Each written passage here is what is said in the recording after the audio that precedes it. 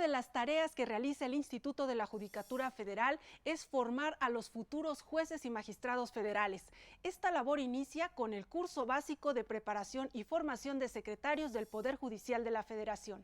Es el tema de hoy en Escuela Judicial. Soy Verónica González, comenzamos.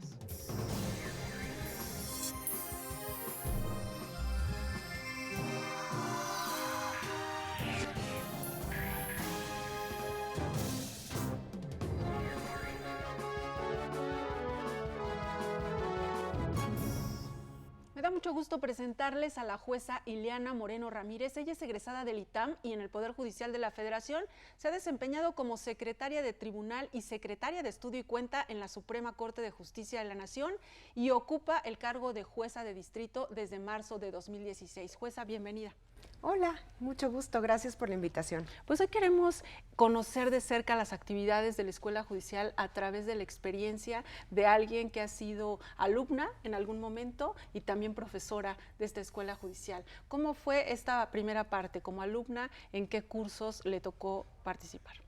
Bueno, el primer curso, yo he sido una persona muy afortunada porque esta es una gran institución y he tenido la gran suerte de estar tanto del lado de ser quien recibe el curso como del lado de quien lo imparte.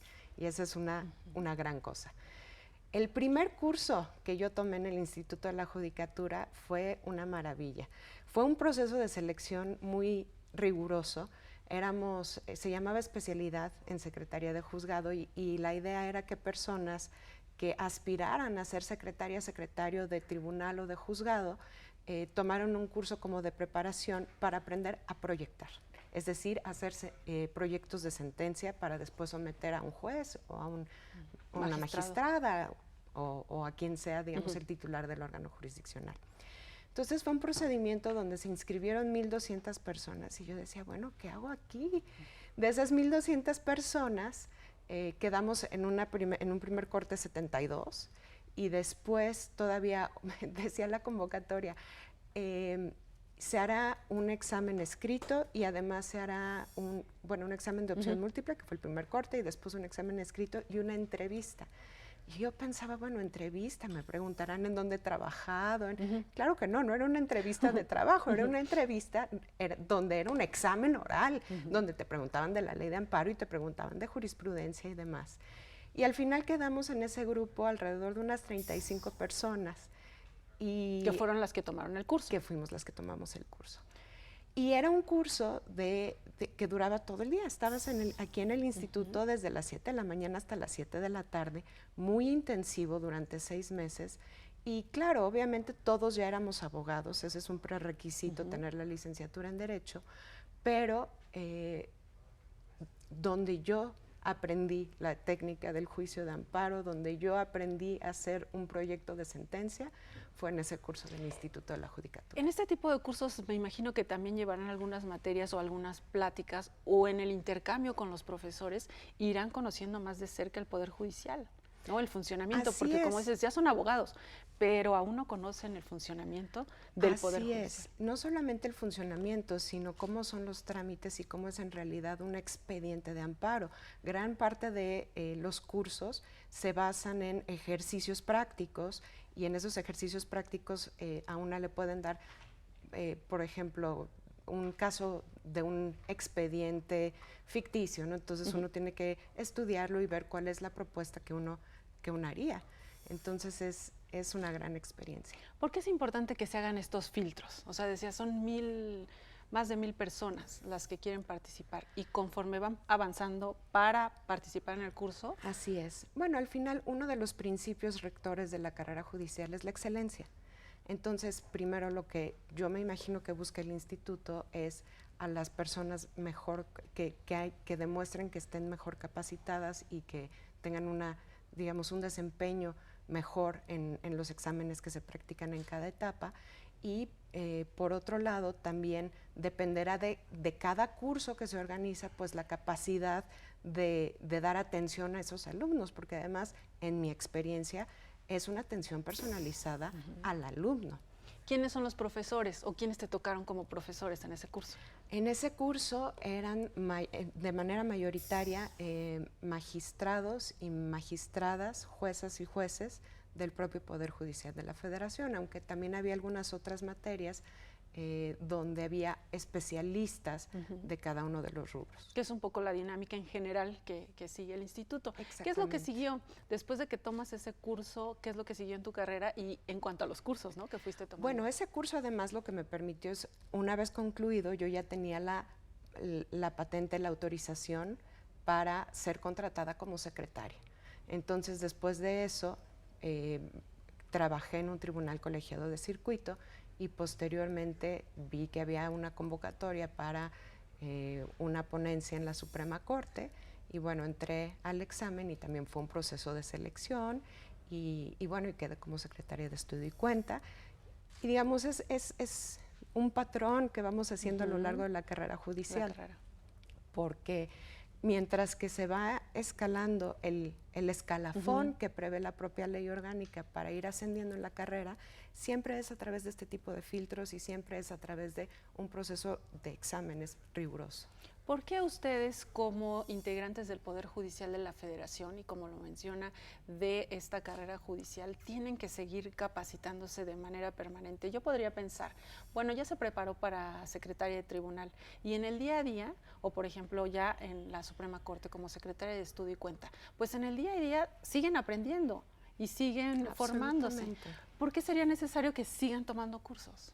Bueno, porque el derecho cambia. Y la forma de entender el derecho también cambia.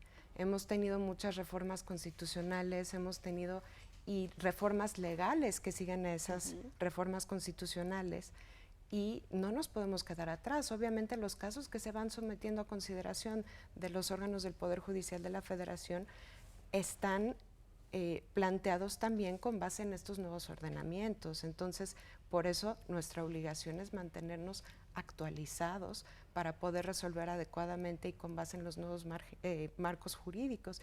Y además ahorita es una época increíblemente interesante porque es una época donde hay temas novedosos en la ley de amparo, obviamente en materia penal, en materia, viene lo laboral también. Viene lo laboral, viene nuevo código también en procedimientos civiles familiares. Entonces, es una etapa muy bonita porque como no hay, digamos, cosas escritas en piedra, si uno tiene una formación sólida y si haces una buena argumentación, al final puedes plantear lo que tú piensas.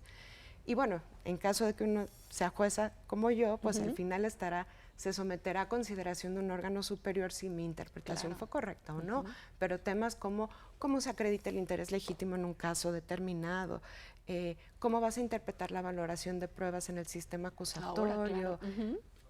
Hay muchísimas cosas nuevas y tenemos la obligación de estar actualizados. Bien, vamos a hacer una pausa y regresamos con la etapa de profesora del instituto. Gracias. Vamos a la pausa, no se vaya, regresamos. Regresamos.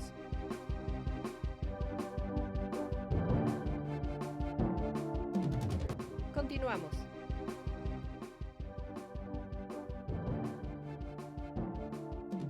Rápidamente vamos a ver qué temas se están abordando en las aulas de la Escuela Judicial y regresamos con el tema de hoy.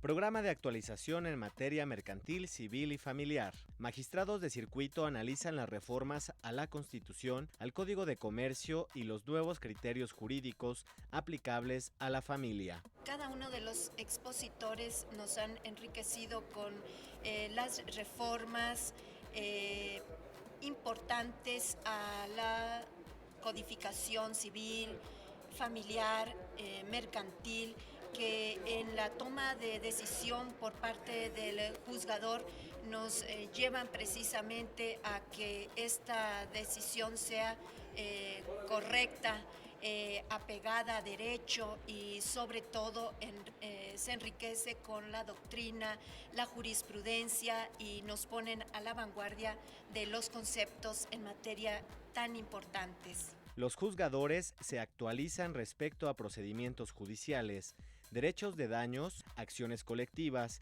y restitución internacional de menores. Empezamos a ver que hay que respetarle ciertos derechos a los menores, como sería el que no solamente es cambiarlo hay que ver exactamente si no se afecta su estabilidad en su casa, cuánto tiempo tiene viviendo, si tiene que tener garantía de audiencia. Son una serie de cuestiones que tenemos que ir involucrando. La capacitación incluye el análisis de casos concretos en los que el juez aplica la jurisprudencia de la Suprema Corte y los tratados internacionales en materia de igualdad, por ejemplo, en casos de divorcio. Si por razones de aplicación estricta de la ley, en este caso la parte actora, la mujer, tendría que acreditar una serie de hechos, pero no lo hizo, entonces, por cuestión de perspectiva de género, el órgano judicial adquiere esa carga probatoria y procede a tratar de recabar las pruebas pertinentes para que pueda demostrarse la verdad y poder resolver lo que en derecho corresponde. Seguimos conversando sobre la formación, la capacitación que reciben tanto alumnos y bueno, en el caso de los profesores, ya íbamos a pasar a este tema en nuestra conversación. ¿Cuál ha sido su experiencia, jueza, como profesora de este instituto? Bueno, también ha sido, por un lado, un honor que me inviten a dar clases en el instituto y por otro lado es un gran reto y compromiso porque además, bueno, pues una tiene el trabajo del juzgado y además hay que preparar, sí, que es bastante, y además hay que, por supuesto, prepararse, estudiar y preparar la clase.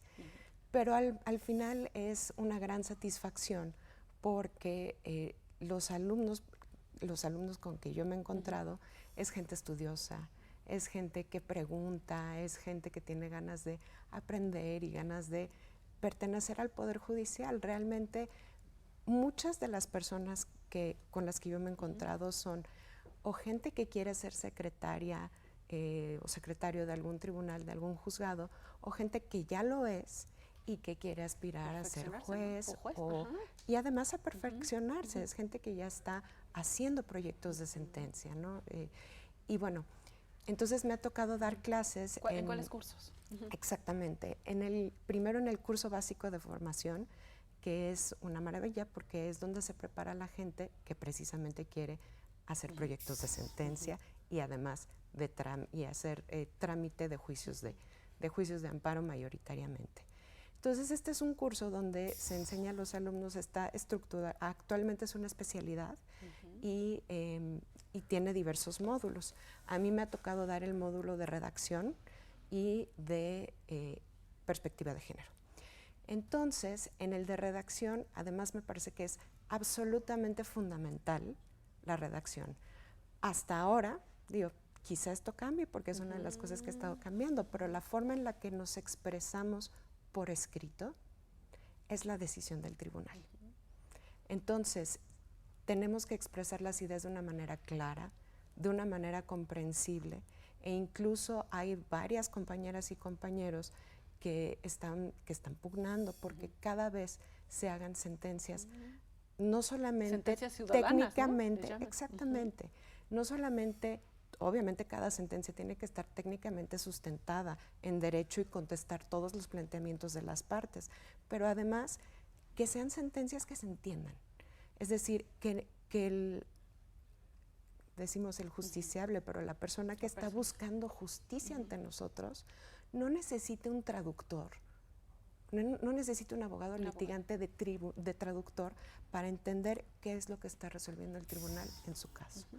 Entonces la redacción es absolutamente fundamental para poder transmitir cuál es la decisión del tribunal. Y esto también impacta esta redacción de las sentencias cada vez más accesible, ¿no? Más allá de la persona a la que se le resolvió el asunto, ahora con la publicidad, con la transparencia, para que cualquier persona, aunque no haya estado involucrada en el asunto, pueda entender de qué se trató, por qué se aplicó cierto criterio. Al final, en todos los casos, sea un juicio de amparo, sea un juicio civil, sea un juicio laboral, hay diversas partes. Hay alguien que sostiene A y hay alguien que sostiene B. Y nuestra labor es decidir quién tiene la razón. Entonces, esa persona podrá a lo mejor no estar de acuerdo con la decisión que se le da, pero al final tendrá que estar sustentada esa decisión y explicarse y entenderse de manera clara. ¿No? Que todos podamos entenderla. ¿Qué otras materias te ha tocado? En este caso, redacción, mencionabas, en este curso. Así es. Y también la de cómo juzgar con perspectiva de género. Que es todo un gran tema, ¿no? Es un gran tema. En esta materia, que también es muy interesante, ¿cuál es la respuesta de los alumnos? Esta apertura para tener esa visión, para estar más sensibles con este tema, hacia las mujeres en particular. Bueno, este tema da para... varios programas. Exacto, da para varios programas en sí mismo, pero al final, qué gran pregunta, porque ¿cómo lo reciben los alumnos? Para empezar, es una materia obligatoria para ellas y para ellos, ¿no? Independientemente. Entonces, al final saben que tienen que cumplir. Y dependiendo de las personas, hay algunas que son muy receptivas y abiertas a entender distintas maneras de entender el derecho a la igualdad. Exacto. Pero hay personas que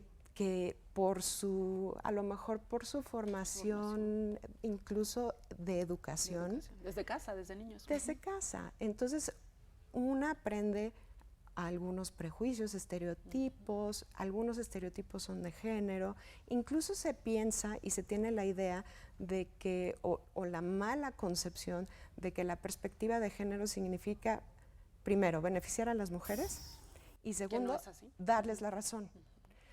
La perspectiva de género no es eso. La perspectiva de género es entender que hay desigualdades que afectan de manera especial a ciertos grupos, que pueden ser las mujeres, pero también pueden ser los hombres en algunos casos. Estas frases que muchas veces aprenden las personas desde pequeñas de sé hombrecito, no llores. Bueno, pues ahí está un estereotipo de género. Los hombres también deben y pueden exhibir sus sentimientos. Y bueno, así como esos hay muchos. Y uno pensaría, bueno, ¿y eso qué tiene que ver con el derecho? Por supuesto que esto permea hasta en la forma en que se legisla. No hace tanto tiempo había unas leyes, incluso todavía en muchas legislaciones penales quedan como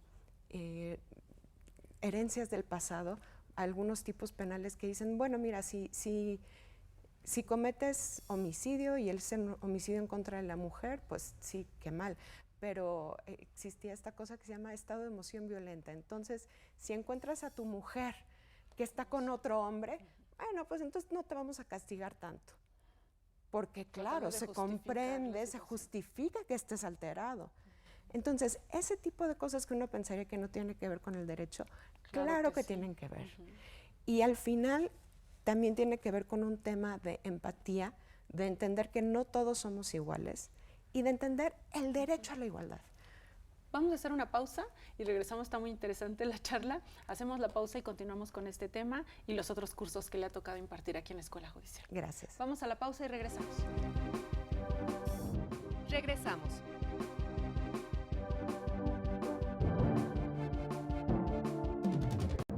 Continuamos.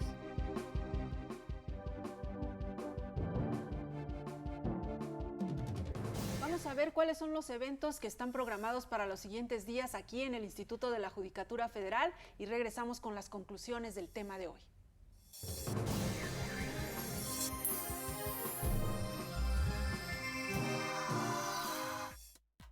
La Biblioteca Felipe Tena Ramírez invita a consultar su base de datos de manera gratuita. La herramienta en línea cuenta con 95,000 ejemplares en materia de derecho, economía y educación, entre otros. El acceso remoto a estos recursos está disponible a través del aula virtual en las instalaciones del Poder Judicial de todo el país y desde su domicilio puede ingresar a su cuenta de usuario. Convocatoria para integrar el Anuario de Derechos Humanos del Instituto de la Judicatura Federal 2018. Está dirigida a profesores e investigadores de Derecho, así como alumnos de maestría y doctorado en Ciencias Jurídicas. Las notas, reseñas y comentarios jurisprudenciales deberán ser enviados a más tardar el 12 de julio al correo electrónico stdhig@correo.cjf.gov.mx. guía para la expedición de cédulas. Exalumnos de la especialidad en Secretaría de Estudio y Cuenta y de Administración de Justicia en juzgados de distrito y tribunales de circuito podrán solicitar su documento ante la Dirección General de Profesiones. El trámite se realiza en la sede central del Instituto de la Judicatura Federal de lunes a viernes de 9 a 16 horas. Para el pago de derechos, consulte la página www.ijf.gov.mx.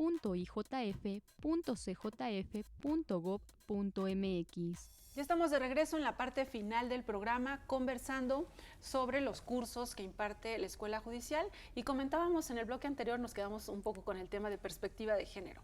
¿Cómo se imparte? Sabemos que es un tema que se maneja como eje transversal, ¿no? En todos los cursos que del instituto se aborda. Bueno, y otra de las invitaciones que agradecí mucho para dar una plática es en un curso que incluso ahorita todavía sigue, que es de actualización jurisprudencial y normativa. Este curso está específicamente diseñado para personas que ya son secretarias o secretarios de juzgados y de tribunales. Y bueno, la idea es que estén actualizados tanto en materia normativa como en jurisprudencia de la Suprema Corte de Justicia específicamente, pero también de la Corte Interamericana de Derechos Humanos. E igual está diseñado con distintos bloques, pero empieza, digamos, por la parte general, que es la de derechos humanos, y el primer tema que me tocó fue derecho a la igualdad, que es un poco de lo que estábamos platicando. Juzgar con perspectiva de género, ¿no? Sí, y para mí me parece, y con perspectiva de género, pero es también con perspectiva de derechos humanos. ¿Ya qué voy? El artículo primero constitucional, que bueno, ahorita ya todos los reclamos parece que es, digamos, lo común decir, es que el artículo primero constitucional dice muchas cosas, tiene mucho contenido, pero el primer párrafo dice que todas las personas somos iguales ante la ley. ¿Qué quiere decir eso? ¿Que a todos nos deben tratar igual? Hasta el final, el mismo artículo primero constitucional establece una cosa que tiene un nombre académico como muy sofisticado, que le dicen categorías sospechosas. Pero estas categorías sospechosas no es más que el reconocimiento de la Constitución de que hay ciertos grupos sociales que históricamente han sido discriminados, como las mujeres. Como las mujeres. Es decir, ha sido una lucha de muchas décadas obtener el derecho al voto, obtener el derecho a ser propietarias de bienes, el derecho a decidir con quién te quieres casar, cómo te vas a casar, ¿Cuántos hijos quieres tener? ¿Cuántos hijos quieres tener? Si te vas a divorciar, si necesitas una causal para divorciarte, etcétera. Entonces, algo que a lo mejor muchas personas damos por sentado ha sido una lucha histórica de muchos años e incluso hasta de siglos. Entonces, claro que están las mujeres en esas categorías sospechosas por haber sido históricamente discriminadas, pero también están las personas con discapacidad y están los niños, las personas adultas mayores, las personas que tienen alguna, digamos, identidad sexual diferente, entre otras, porque además dice el artículo, y cualquier otra que por su condición pueda ser discriminada, por condición de salud, por condición de, entre otras. Entonces, ¿cuál es el punto? El punto es que el derecho tiene que reconocer, y nosotros al aplicar el derecho, que hay ciertos grupos que deben tener una protección especial dada su condición de discriminación histórica, o que debes por lo menos entender el asunto a través de esa situación, de ese contexto. Así es. Entonces, y además de esos marcos jurídicos, porque además también hay tratados internacionales y leyes especiales que les dan esta protección especial a estos grupos vulnerables. Finalmente, jueza, un poco a manera de conclusión de esta interesante charla, me gustaría que nos comentara cómo hacia dónde debe ir, ¿no? Ya hablamos de esta capacitación, esta formación para los secretarios. Es muy interesante que desde esta etapa de la carrera judicial se les esté dando esta sensibilización en estos temas de derechos humanos, perspectiva de género. En su experiencia, ¿cómo para dónde debemos ir? Yo creo que la conclusión es que todos tenemos que estar actualizándonos constantemente. No solamente secretarios, y de nuevo, yo con la fortuna de que he sido invitada a dar clases, pero también he sido invitada como jueza a tomar cursos de actualización. He tomado cursos de actualización en materia civil, en materia penal, en distintas materias, porque además son no solamente los casos que más están surgiendo, sino los ámbitos de derecho que están cambiando más rápidamente. Claro. Entonces, para poder hacer nuestro trabajo adecuadamente, tenemos que estar en constante capacitación, estudiando todo el tiempo y además compartiendo el conocimiento, porque si algo me ha tocado es gente comprometida con los estudios por un lado, comprometida con el Poder Judicial y con la labor que hacemos, porque al final, digo, es una cosa que es muy cursi, pero es muy bello poder decir estoy impartiendo justicia y soy parte de la impartición de justicia. Y además tenemos que compartirlos entre nosotros, o sea, cuando son los cursos para jueces también platicamos entre nosotros y entre nosotros compartimos experiencias y a su vez nosotros tratamos de transmitírsela a las personas que vienen después de nosotros y que serán las siguientes generaciones que nos van a reemplazar. Jueza Ileana Moreno, muchísimas gracias por habernos acompañado en el programa de hoy. No, al contrario, muchas gracias por la invitación, es un placer. Gracias a usted también, al equipo de producción que hace posible este programa. Soy Verónica González, quédese en la señal del Canal Judicial.